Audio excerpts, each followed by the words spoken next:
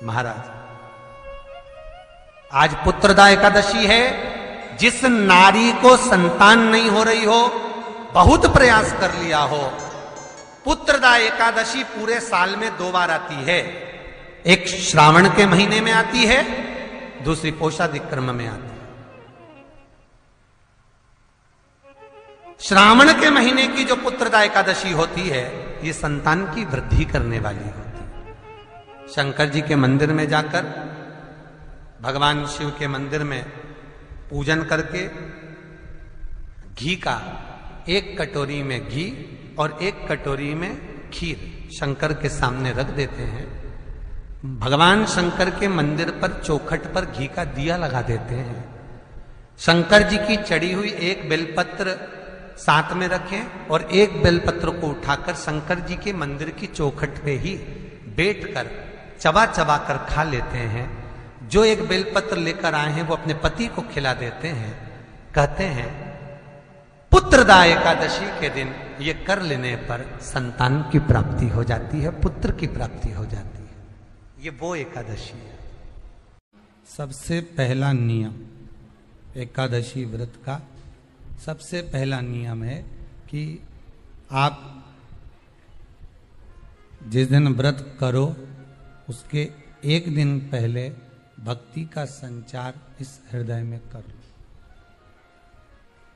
भक्ति का संचार इस हृदय में कर लीजिए। जिस दिन आप व्रत करो, जैसे एकादशी का व्रत कर रहे हो तो दशमी के दिन शाम का समय जब आवे, रात्रि जब होने लगे, शाम का समय आवे और रात्रि का आप जब भोजन ग्रहण करो तो उस भोजन में कोई ऐसा पदार्थ ग्रहण मत करिए जिस पदार्थ के कारण आपकी एकादशी बिगड़ जाए।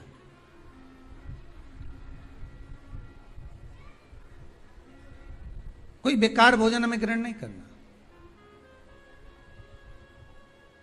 श्रेष्ठ भोजन ग्रहण करिए दशमी के दिन। और एकादशी का दूसरा नियम बहुत ध्यान से सुनिएगा।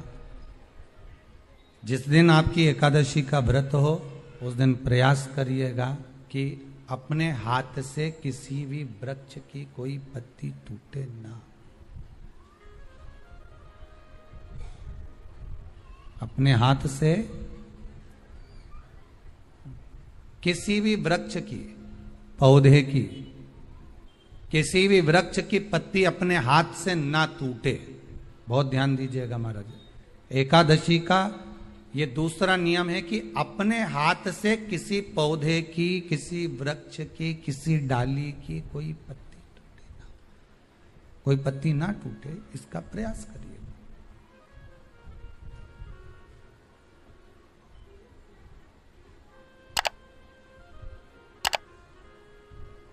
कितना सुंदर व्याख्यान कहा है, कितना सुंदर वर्णन है महाराज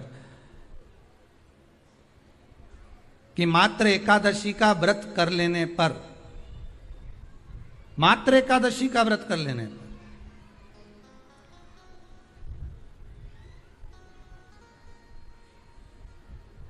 जो पूर्व में किया गया हमारा पाप कर्म है, हमने किसी जीव की हत्या करी है, हमने किसी को कष्ट प्रदान करा है, हमने किसी को अपशब्द कहा है, हमने किसी को ताने दिए, हमने किसी को आड़ा टेढ़ा कहा है, हमने किसी को गालियां दे दी है, मात्र एकादशी का व्रत ही कर लेने पर ये सारे जो दोष हैं वो समाप्त हो जाते हैं।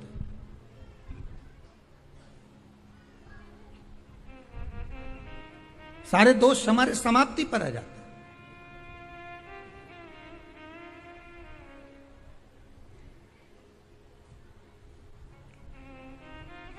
अब एक विचार करिएगा थोड़ा सा अपने मन में, अपने चित्त में, अपनी वृत्ति में एक बात उतारिएगा। एक अपने मन में एक बात को उतार कर रखिएगा कि आप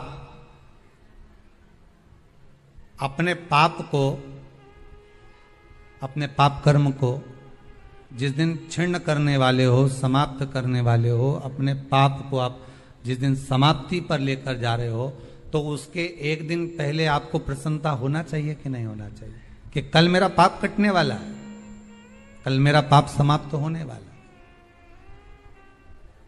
जो मैंने पाप कर्म करा है वो समाप्त होगा, जो मैंने पाप कर्म करा है वो कल समाप्त हो जाएगा। तो एक दिन पहले आपके चेहरे पर प्रसन्नता हो कि ना हो?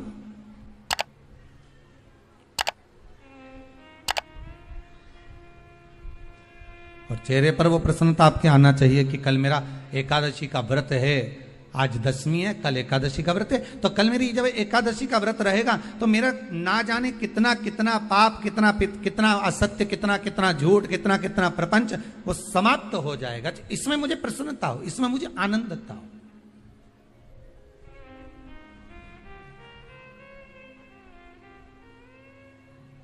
तो क्या कहा गया कि प्रयास करिएगा कि एकादशी के दिन कोई वृक्ष की, कोई डाली की, कोई कोपल की कोई पत्ती ना तोड़ी जाए।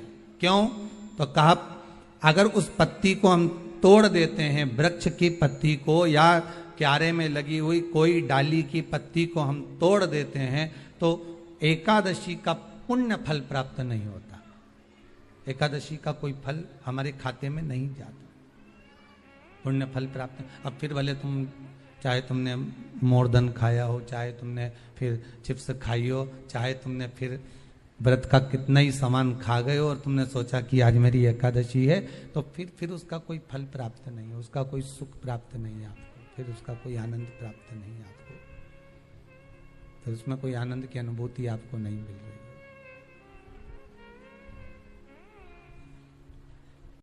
कोई व्यापार, कोई दुकान, कोई फैक्ट्री आपकी ठीक नहीं चल रही है, आप ठेला लगा रहे हो, सब्जी की दुकान लगा रहे हो, कोई दुकान खोल कर बैठे हो, कोई फैक्ट्री लगा कर बैठे हो, कोई व्यापार कर रहे हो और उस व्यापार में तुम्हें आनंद नहीं आ रहा, बहुत तकलीफ चल रही है, बहुत तकलीफ, सब कुछ करके देख लिया पर वो तकलीफ मिटी नहीं रही। किसी भी शंकर के मंदिर में बटकेश्वर महादेव के नाम से आप अगर जिस दिशा में खड़े हो, अगर आप शंकर के शिवलिंग के इधर हो तो बेलपत्री का डंडी का मुख आपकी ओर होना चाहिए, आप इधर हो तो डंडी का मुख उधर हो, आप उधर हो तो डंडी का मुख उधर हो, आप इधर हैं तो डंडी का मुख इधर। शंकर भगवान को समर्पित करो बटकेश्वर महादेव के नाम से और बेलपत्र चढ़ाने के बाद में जो तुम्हारे कलश में जो जल है, लोटे में जो जल है वो 7 बार से मतलब है अलग से लोटा भरना नहीं है, 7 बार उसी लोटे का जल जब बेलपत्र डंडी समय समर्पित कर दें, उस लोटे के जल को